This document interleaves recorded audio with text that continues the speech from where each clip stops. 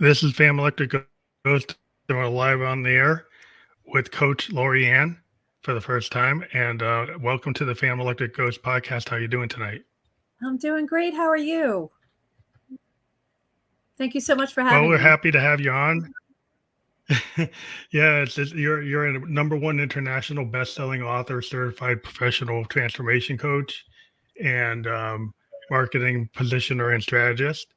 And that's a mouthful, but let's see. Maybe you want to give folks like a bit of background in your to kind of introduce yourselves to the audience.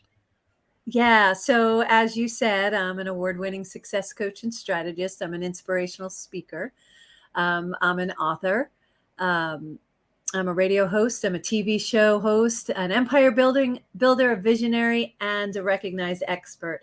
What I do is I help high achievers accelerate their potential and the achievement of their personal and professional goals. So I love watching people soar to success, and I spend my life helping other people do it. So it's nice.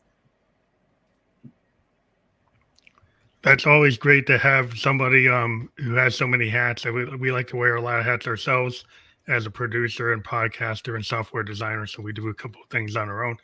But yeah, you're out there really impacting people's lives. And what we wanted to talk to today is kind of like your link is like success coaching, but we've got the ldcstrategies.com /success-coaching. And what we wanted to talk about today is the idea of being seen and being heard.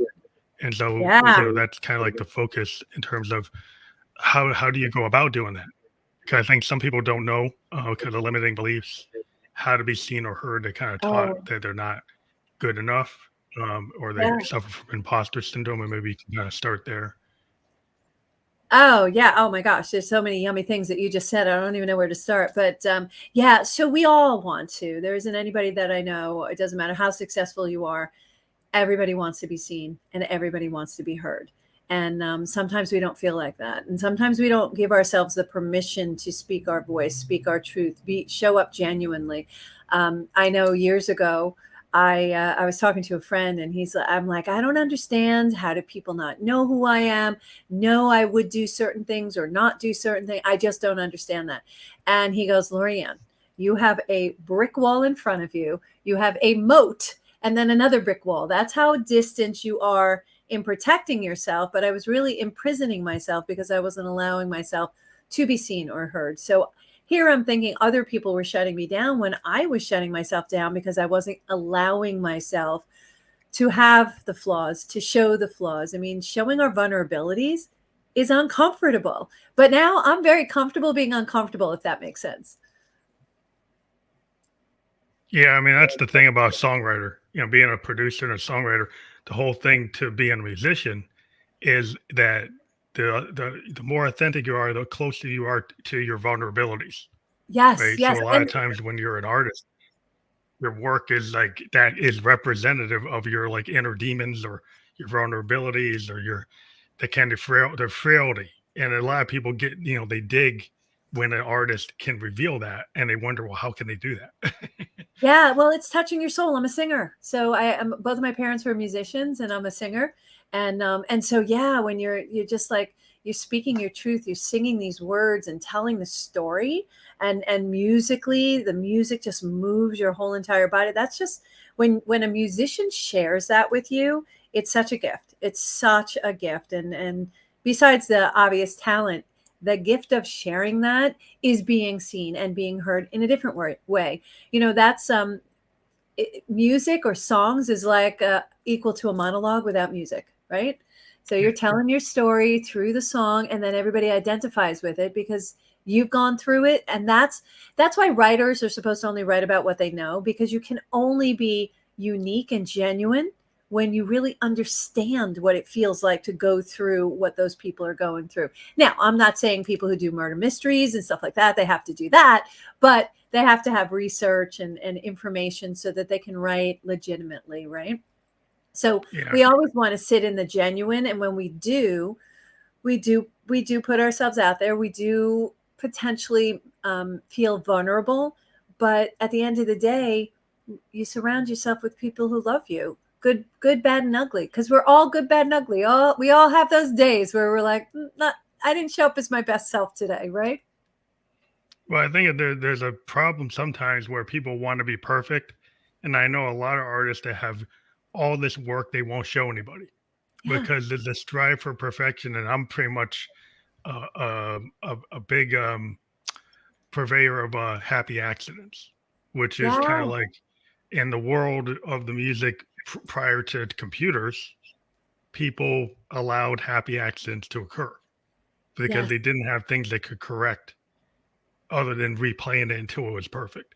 And so Yes. then you had a tendency to go for take the 3 or take 4 or take 5 instead of take 99 because you go back and listen and say, well, this is closer to the original intent of the song. By the time you get to take 99, you've kind of gotten scared of what you wrote on take 4 and you're rewriting it to pull all the heart out of it. Yeah.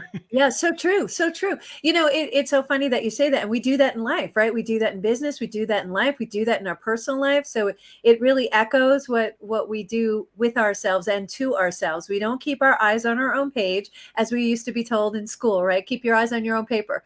And that keeping our eyes on our own page, we have a certain track that we need to stay on to be genuinely ourselves. As soon as we start looking at what other people are doing and comparing, contrasting, that's when the limiting beliefs kick in and we start questioning ourselves instead of going with the natural flow. And those people who, and I'm going to do a little Italian guilt right now, those people who are saving and it's not perfect and not sharing it, they're doing a disservice not only to themselves, but they're doing it to their listeners, because it's disrespectful not to share the gifts that you're given by God, source, universe, however you refer to your higher power. It is disrespectful not to share that. And I was told that by my mom because I'm a singer. She goes, you have to go out there and sing. I used to have terrible, terrible stage fright. Even to this day, like the first 5 seconds is just my heart's in my throat pounding. Like I feel like all people can hear is my heart beating. But once I start going, everything is fine. I'm in my zone. I'm back in my happy place. Yeah. But all those doubts, and I have to push through the fear, push through the anxiety. And it's all because I'm creating it here, because it's all about what? Mindset. And the same thing with the music. Good is good enough. You can always go back and edit it and do a different version, right? Well, it's the whole idea, like, are you going to be in the present or are you trying to anticipate each moment? Like if Yeah. you're in a Yeah. flow state, a lot of musicians, or even, if you get into a public speaking and you Yeah. have a set thing you're going to say, but then you read the room, you feel that emotion, you go into kind of a flow state, and you still are informed by your structure of your outline or what you were going to say. Yep. But a lot of times it's that authentic kind of not off the cuff because you're actually trusting yourself. It's like a lot of people say, well, I'm just making it up. You're really not making it up. It's there.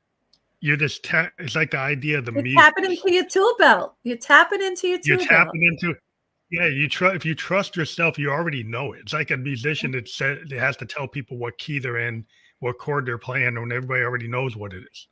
Yeah. And if you've been Yeah. doing it long enough, you don't really got to say what it is. You're not trusting yourself. Right. So Absolutely. That it's just happened to like that me. speak. Yeah, that speak. If you speak, you have a set story, you read the room and you make adjustments because you read the crowd and you say, oh, this is going to work better. And you go with that flow in the present. Yeah, without a Right. doubt. I was doing an inspirational speaking engagement. It was a couple hundred people.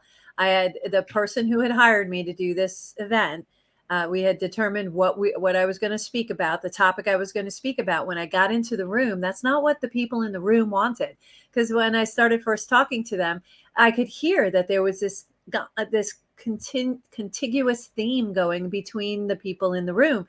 And I had to shift on the fly so that I could actually speak to what they really wanted to hear. I could have stuck to Mhm. what I was going to say and been perfectly fine, but it was so much better because I was present, I was in the moment, and I read the room and I listened to what they really wanted. And like you said, you dig in, you tap into what you already know, and you just deliver what's needed in the room. And it's a beautiful thing. And you do that through music too. I just love it. When I feel that music going and you just want to start dancing, and don't stop yourself, just do it, just go with it. I love it. When I hear a really beautiful musician playing this gorgeous thing that they're riffing, oh, I feel like they just shared a part of their soul with us.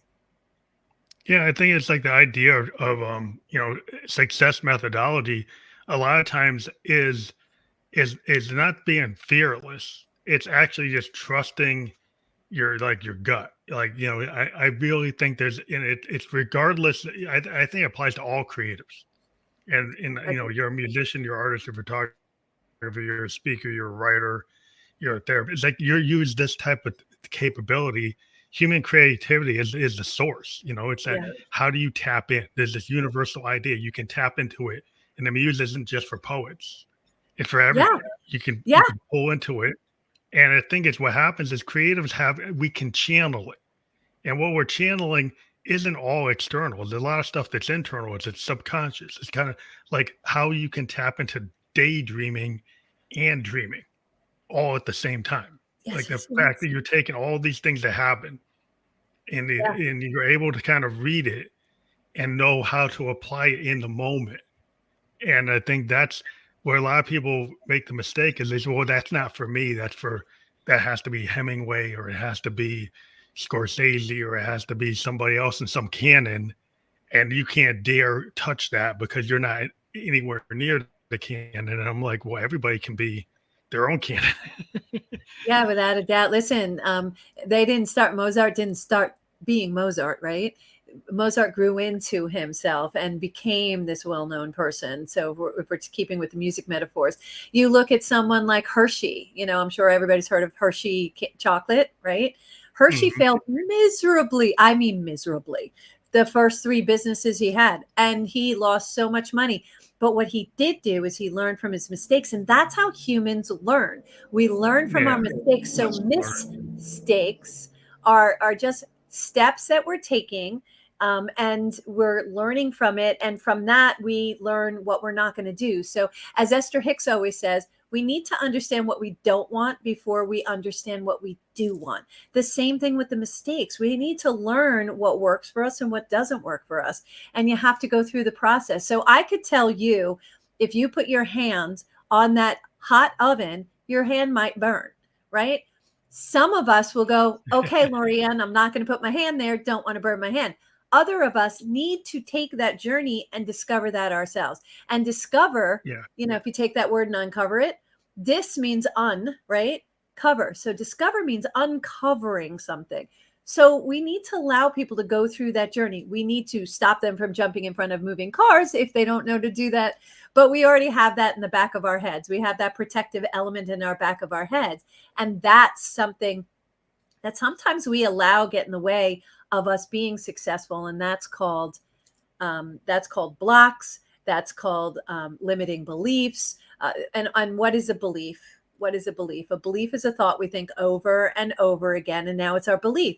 So if we change our thought, we change our mindset, then we can have new beliefs. And that new belief is pushing through the fear of getting onto a stage, right? To sing, or pushing through a belief to do whatever it is you want to do, or a fear that you have, and just doing it. The most invigorated day, I'll never forget this, is I ride motorcycles, right? So I'm going out for the first time on my longest ride ever. I was going from New York up to La Jolla, New Hampshire.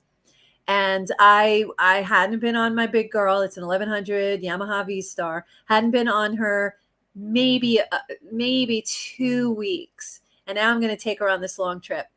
I'm freaking out. The whole week before, I have found every possible excuse that I threw on the table to not go. And so I go, okay, what's the worst thing that can happen?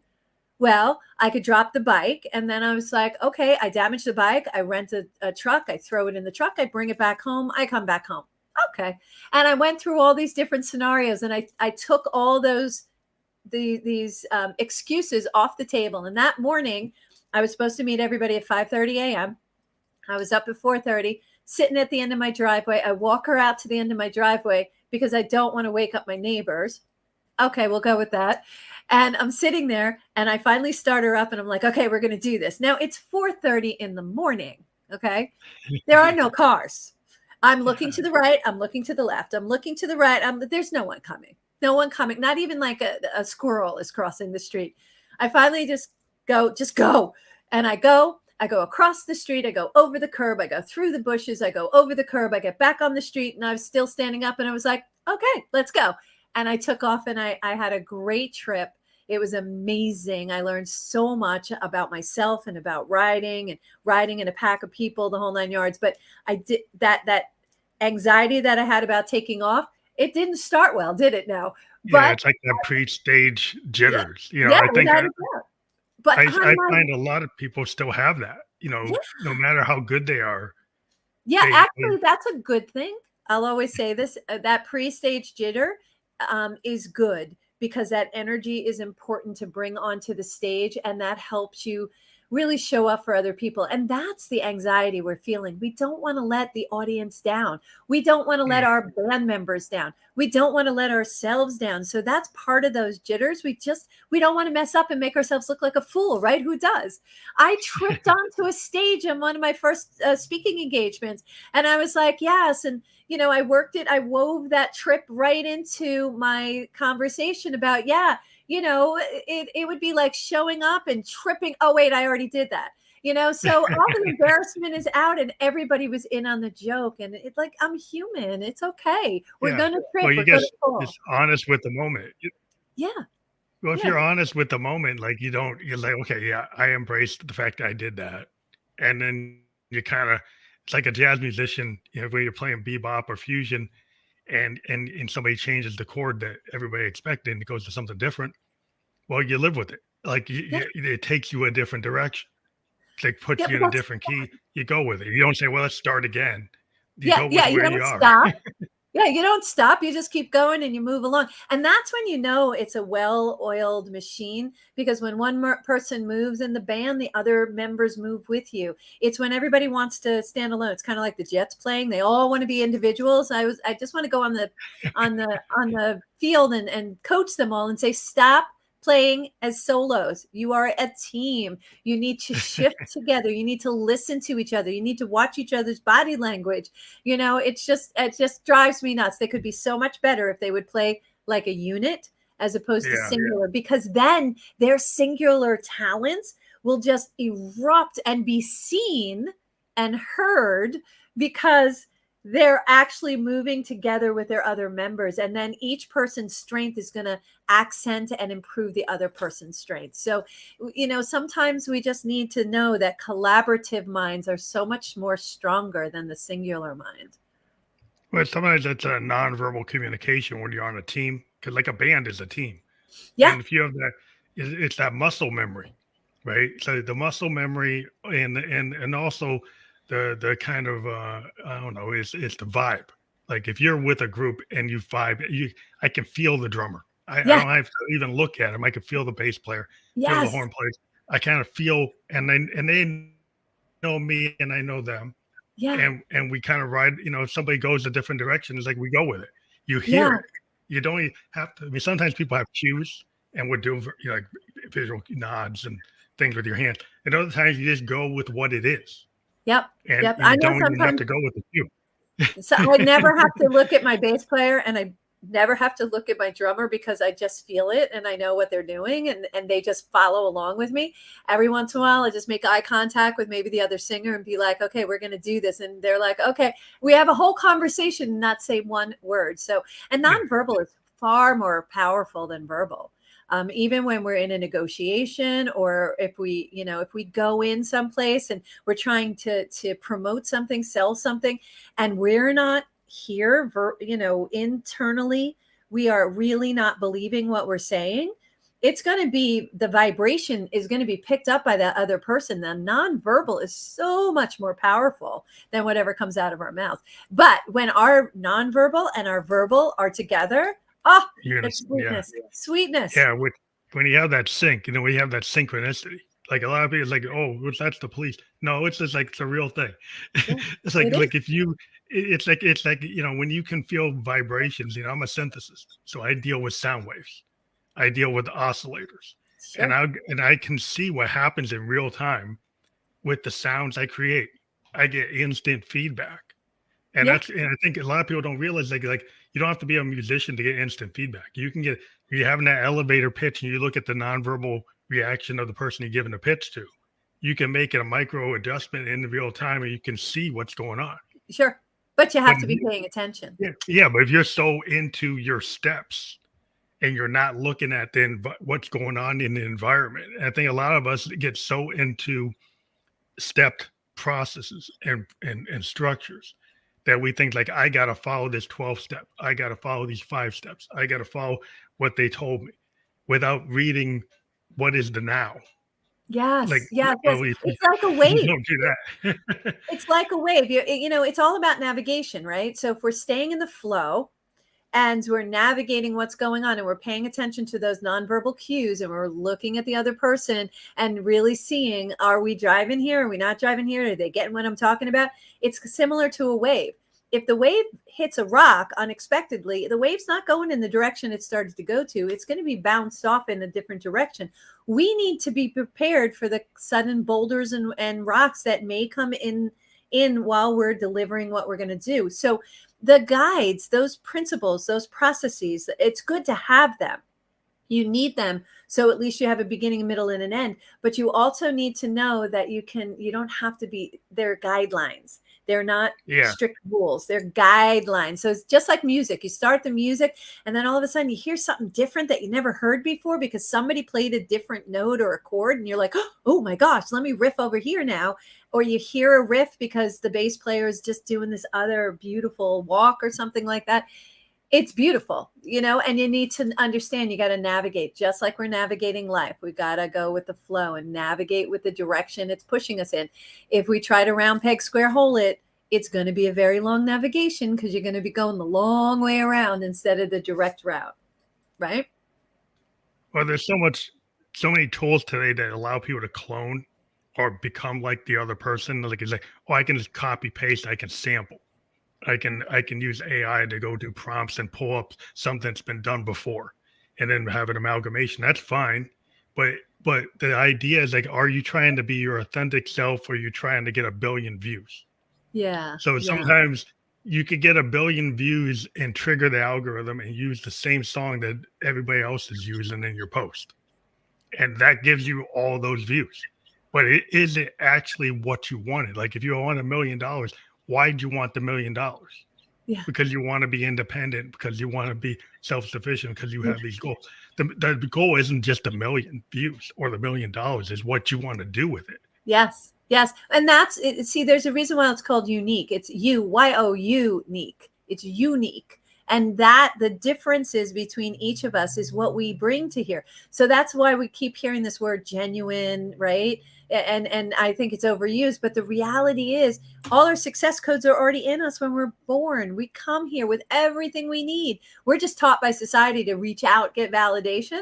But if we just go inside and trust our intuition, trust what's in here and be present, the beauteous thing is you come out, you show up like yourself, you show up the way you're supposed to show up, and beautiful things happen. Absolute beautiful things happen. If I knew years ago what I know now, I don't even know where I would be, but to be honest, I wasn't ready for it then. I'm ready for it now. Well, I think it's important. I was reading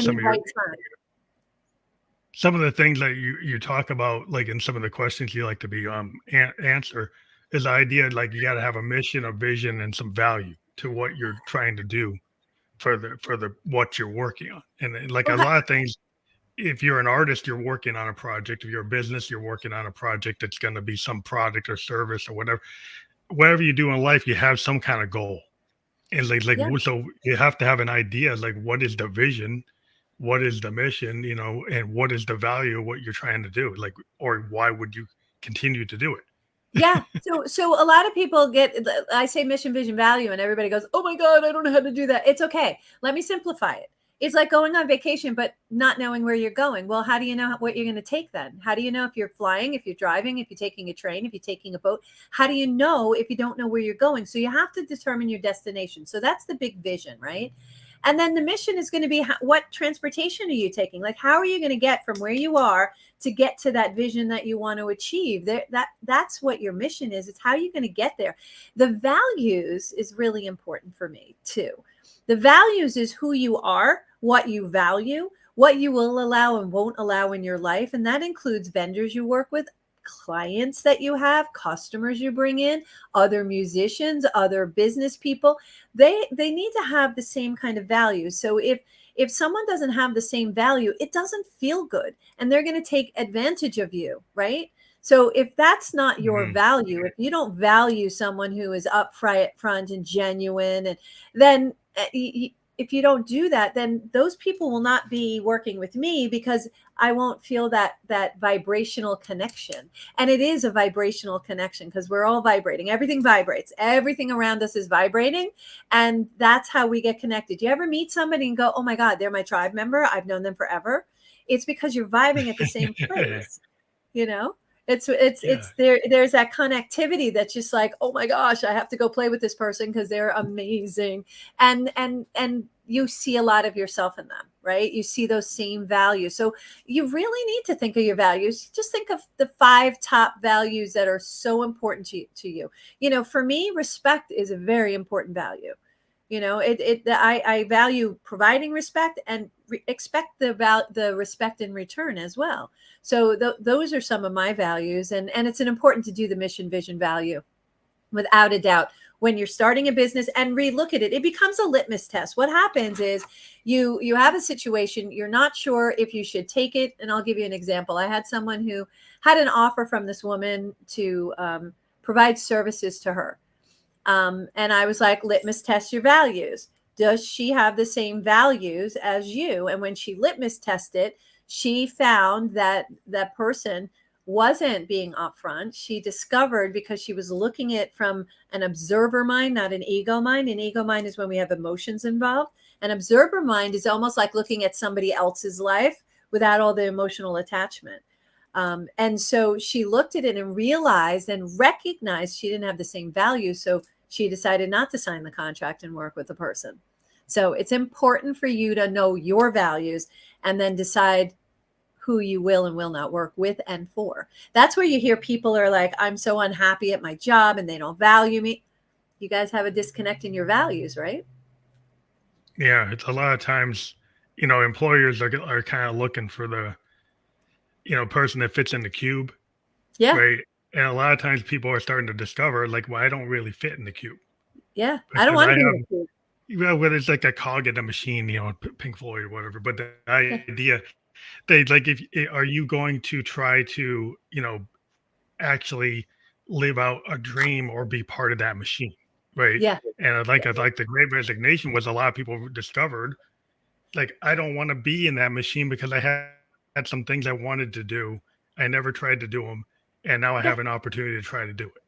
And And it's and so a perfectly lot of fine to people be started part to of. find, yeah, Yeah, if you yeah, want you're to. absolutely right. And it's perfectly fine for, sorry about that. It's perfectly fine to be part of a machine if that works for you. It doesn't work for me. I'm not a pigeon in a hole in a box and I can stay here. I wanna, flex my wings. So that those kind of scenarios don't work for people like ourselves. Creatives have a hard time working in a cog. They're not a good cog in a machine. But some people love it and they're very, very happy there. They're comfy there. They don't want more than that. Perfectly fine for those people. But if you want to dream and you want that freedom and you want financial freedom, you're not going to get that working for somebody else. You're only going to get that when you trust yourself and work for yourself. Yeah, because even in my software design job, I went to consulting, where I go project to project. Yeah. Where before I used to be in these organizations and I had to be a road warrior and I was traveling Sunday to Thursday, and a lot of us were all thinking, well, that's what you're supposed to do, right? Yeah. You got to show that you're on the road, you're dedicated, working 90 hours. But it's like, well, I wasn't happy because I wasn't able to do my art. I wasn't able to do my poetry. I wasn't able to do my music. And when I was able to switch to more remote project based consulting where I can make the decision and then I still can do my art, I found a way to do the art and do something where I have a responsible job, but it's design. So I design Yes. things. So it's still Yes. in a creative spot. It's doing design that's maybe not, for big financial companies, but I'm still building stuff that didn't exist. And so Yes. it's still, to me, it's interesting rather than I feel like I can be satisfied in both. And so I Yeah. think people have to find that kind of it's not always a happy medium to get there. It took me a long time. When I was in my 20s, I wasn't there. Now that Sure. I'm in my 50s, I found what works for me now. But when I was 20 something, I didn't know what to do. Yeah, well, why would you? You didn't have all the experience yet. You weren't sure what you wanted. You understand. We have to understand what we don't want before we understand what we do want. You finally figured out, I don't want that corporate job anymore. I want to be a consultant and have the freedom to do that, work the hours I want. I had 4 jobs at one point. I almost killed myself. I had so many health issues because I had 4 jobs because I thought that's what I had to do. I thought I had to be a workaholic. Oh, for God's sakes, no. And I don't have to do that, nor will I ever again, because I figured out what I do want. And that's because I understand what I won't allow anymore is equal to what I don't want any longer in my life. So that's a really important thing. And, being seen and heard is an important element for everyone. And that goes back to seeing and hearing yourself. You looked within yourself and said, I don't want to do this anymore. And then you took what some people would say a risk, calculated or not. You took a risk and stepped outside and said, I'm going to become a consultant and I'm going to bet on myself. And I'm going to go get those jobs and I'm going to be able to do what I love and be able to do both and satisfy that yumminess in your music. And you could write your poetry and you could also bring income in, consistent income in with your computer business, right? You do computer? Yeah. Yeah. And the thing is, Exactly. it's not as stable on its face as like a 9 to 5. But the way the world is today, sometimes the 9 to 5ers aren't that stable either. So the idea is like if you trust in yourself, you got a LinkedIn profile, you can continue to get work. I get people pitching stuff to me all the time, and I'm like, well, I can't take it because I'm on something. Yeah. So like once you start to believe in yourself and you build a rep, then you can consistently bring in lots of work. And Yes. so there's work that you can actually say, well, I'm not even going to do it because I don't have time to do it. So once you get to that point where you don't have to, like, well, I need to know where it's coming from. Well, it's coming from you, right? Yes. Because you built the rep, you built the skill set, trust in it, trust that you're going to get the next gig. You can see the next gigs piling up and the ones that you have to say, I can't do because I'm doing something else right now. And so I think that's where people, want the security. So I Yeah. think some people will take something that is like a codependency where they hate it, but they feel like they have to have it for the security. It's a Well, security blanket, and you know. again, that's a choice, but in order to do that, you have to give something up, right? They're giving up their freedom. They're giving up the potential to make even more money, but they're also having the security and they know they're going to get X amount every single week. And that's good for some people. Some people it's not good for. I work with the some people it's not good for. I work with people who are going to step out of that box, who are going to take the risk, who I'll go with them. I'm taking the ride with them. And I feel Mhm. like, every time one of my clients has these successes, I feel like I gave birth again. I'm watching my kids just growing up in front of me, but they're my clients. And it's just such a beautiful feeling to watch somebody step outside. And I'm like, trust, it's fine. See, universe, God, source doesn't give us any ideas that we can't follow through if we take action. And that's why I have my Take Action with Jet Propulsion masterclass, because it gives you the foundational tools to allow you to take action and learn how do you take action. 92% of the people never take action. Only 8% of us take action, like yourself and myself, who take the risk. I left a 6-figure job to come home to nothing because I was done. And I built my company.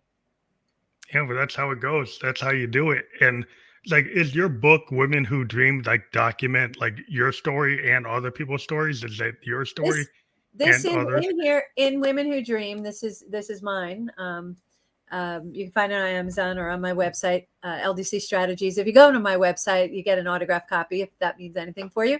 But in it is Two Choices is my chapter, but there's 29 other women's story of going from their successes, how they did it, and it's from all different walks of life, all different women. These are women who are dreaming. This is not a book for just women. This is a book for everyone, because it really, Mhm. you find somebody who you resonate with who's gone through it. Mine's called Two Choices because in reality there are only 2 choices. We We muck it up with a lot of emotions, but it's either yes or no. It's go or stay. It's stop or go. It's, I it's get it. stuck and unstuck, and no decision is wrong. They're all right.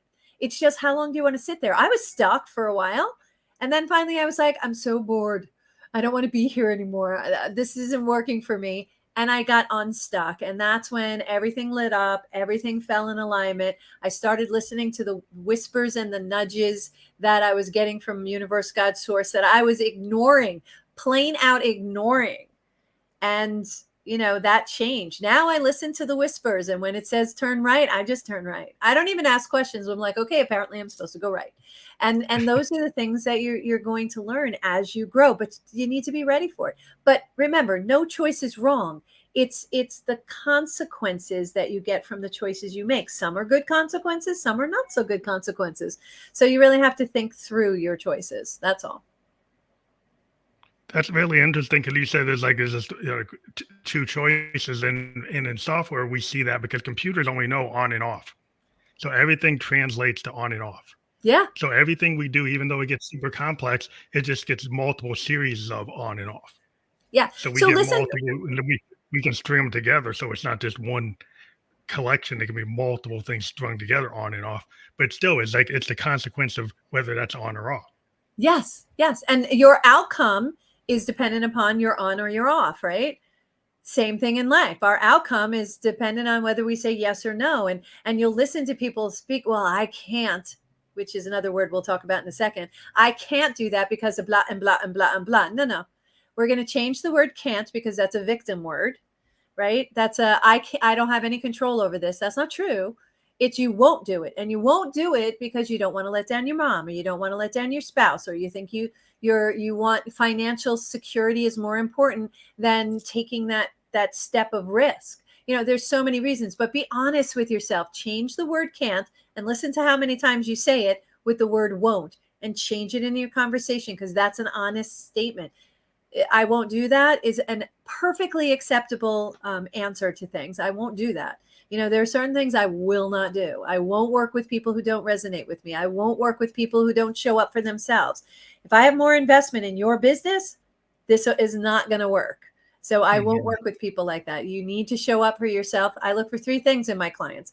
They have to have fire in their belly. I can't teach that. They have to show up for themselves. I can't teach that, because that's like dragging people kicking and screaming. I'm not doing that, right? So I can't teach that. And you have to have a desire to succeed, whatever that means to you, because success is different for all of us, right? That definition is different, and it doesn't necessarily mean dollar signs. Success is an encompassment of wealth, of friends and family and money and yumminess in your life, and just having a joyous life. That is the definition of success, however that looks for each of us, right? So those are the three things that I look for, because I can't teach you those three things. Everything else, either I can teach it to you or know someone who can teach it to you. We're good to go. That's interesting because there's so many metrics today, because we live in a world with all these computers. And there's one idea with podcasts is like most podcasters stop after 12 episodes. We actually are at episode 1016. Oh my goodness. So I was exhausted at my 2:36.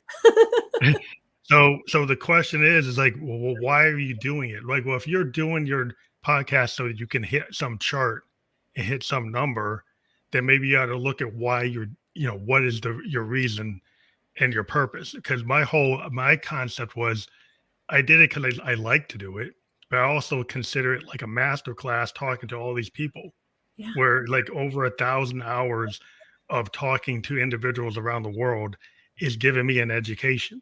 Sure. And so on top of it, so anything on top of that is gravy. Anything that happens outside of that, where I get other opportunities, which come. But the thing is, like, if you're, well, I got to be in the top 10 or top 5 or top, like why? Because it doesn't always have to be that number that does it. A lot of times I've had relationships or connections or opportunities, and the views on an episode aren't massive. Yeah. But I get, in one case, I got a Grammy Award-winning producer saw a podcast, and I got to interview them because they saw it, and they only had like 30 views. But Yeah. then I got to talk to them, and Yeah. it wasn't because of the volume of people who watched. It was like the person who watched. Yeah. So sometimes the connection doesn't have to represent the number. Absolutely. And you have to remember intention behind things. Your intention is bringing this yumminess out to other people at the same time you're learning. So it's like it's a win-win-win-win across the board. And that's the most important thing. The other things will come. Do what drives you, what sends your heart, what makes you lose time. Time is just a concept. But if you've ever been doing something and you look up and you go, "Oh my gosh, where'd the time go?" You're doing something that you're really enjoying. You're really invested. You're being present when you lose track of time. So that's a beautiful thing. And when you could do that, don't worry about it. Don't look for the what you want. Your goals in 2024 is the what you want. Don't worry about the how. The how will come and money will follow. The money will follow. You have to trust source, universe, God.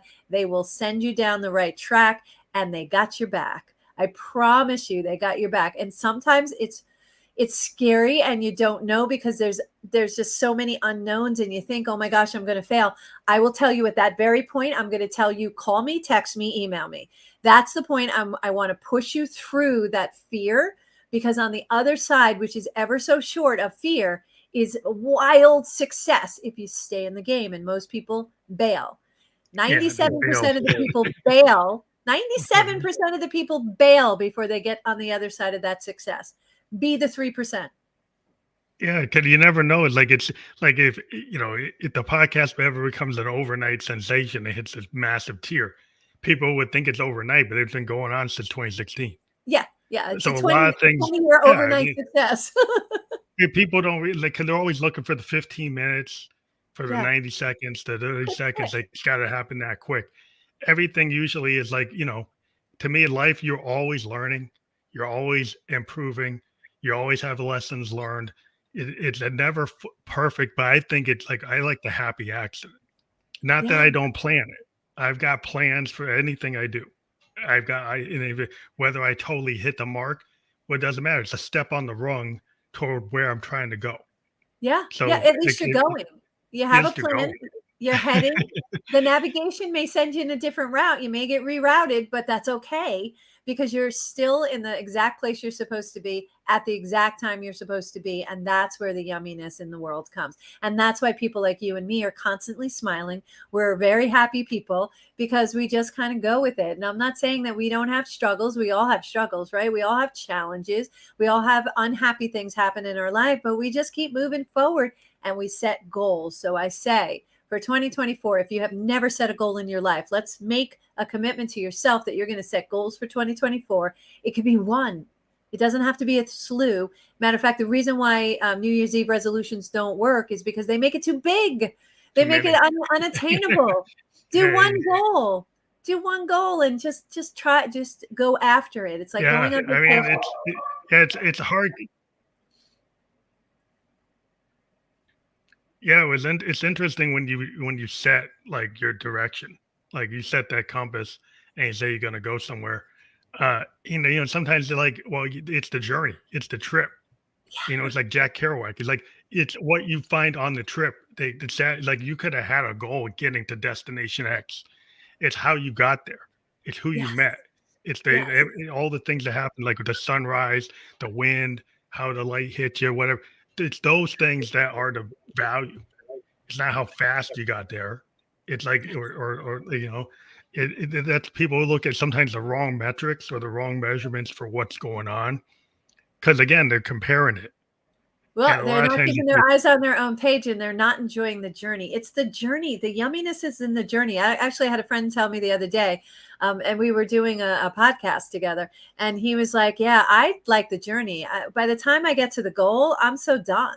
Because it was the journey that the yumminess was. He knew he was going to get there. It was how he got there. It was who he met along the way, like you said. It was all the things he learned along the way that allowed him to light up the fire for the next journey that he was taking. So enjoy the journey, enjoy the process. It's like going on vacation and then not and can't wait till you get home. Well, then don't even leave. Why even leaving if you're already back at home? I don't understand that. Enjoy the plane ride. All right, so it was a little bumpy.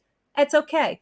You experience that bumpy ride with everybody and you have something to talk about.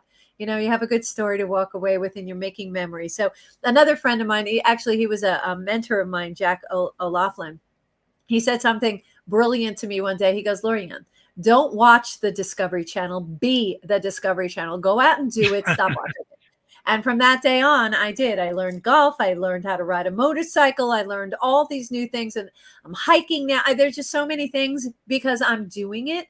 And you know, have the ability to go travel around the world now because why? I work for myself. I get to set my own hours. I do what I love, and I get to touch people's lives in such a beautiful, happy way and help them achieve their dreams. Sometimes help them discover what it is their dream is.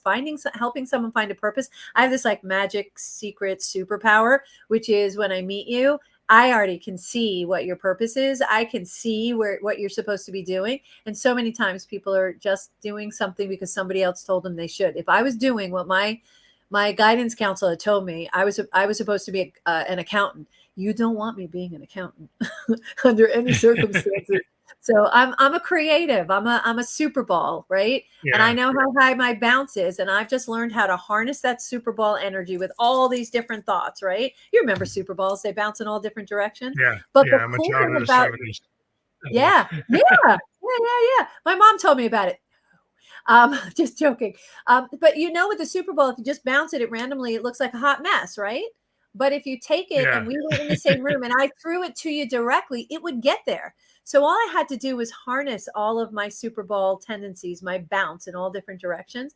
And now I know how to stay on my track from beginning, middle to end. And I have these amazing outcomes as a result of harnessing that energy, but not muting it. People kept trying to mute the energy that I had, which was then I take my ball and I go home, literally.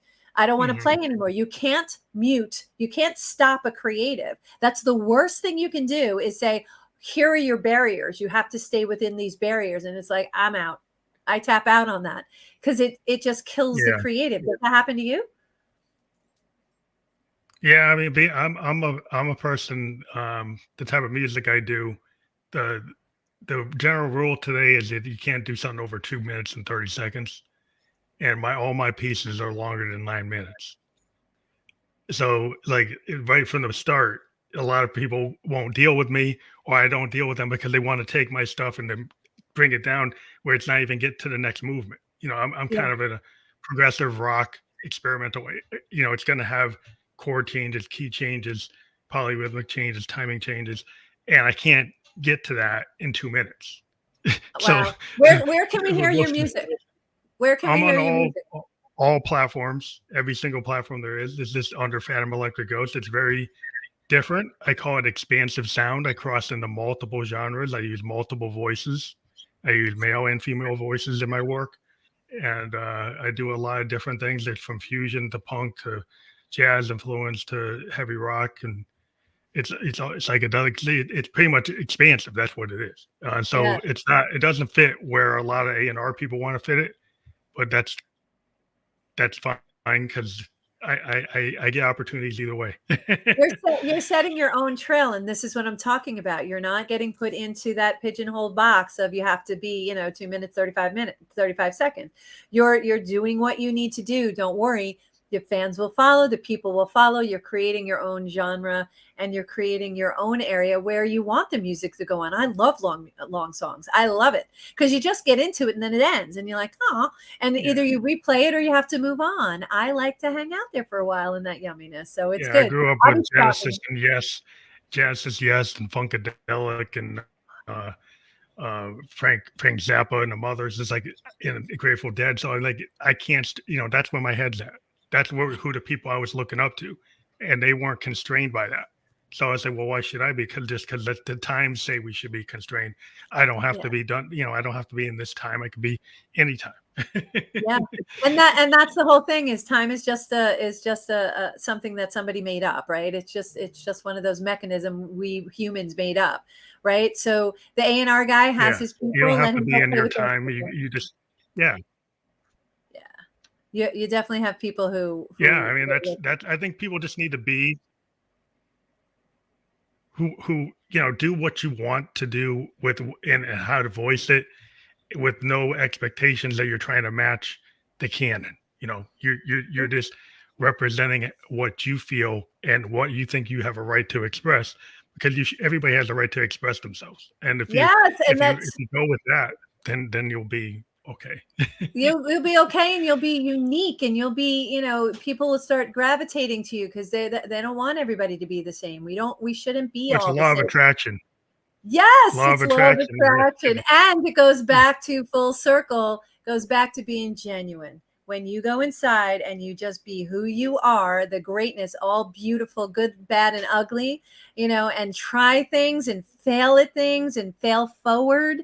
I always say, take the word fail, put a little leg on the I, and it becomes fall. We're going to fall forward from things that we're not successful with, and we're going to discover the new way to go. It's when we repeat things over and over again that we get stuck in that little hamster wheel. So that's when we're not learning. When we keep repeating the same error over and over and over again, we're not paying attention to those cues that universe, God, source is giving us. That's when there's a problem, and we need to, get ourselves unstuck. We need to push it into second gear, if you will. But yeah, it's gosh, this has been amazing. I love having this conversation with you. Thank you so much. Well, thank you. I do have another podcast I'm a little bit late for, but I wanted to give us as much time as I could. But I think we're at the end of this episode. But I want to let people again check out your link. That's fully clickable. We're going to create a landing page for you. We can send you the MP4. Everything will be available by tomorrow. We were live on Facebook, YouTube, and Twitch. And I will get this information to you tomorrow. But thank you again for being on the End of Electric Ghost podcast. Thank you. Come on mine. I will. Just give me an invite. We'll figure it out. We'll figure it out, my friend. Thank you so much. I'll let you go. Chat soon. Okay, bye-bye. Ciao. Bye-bye.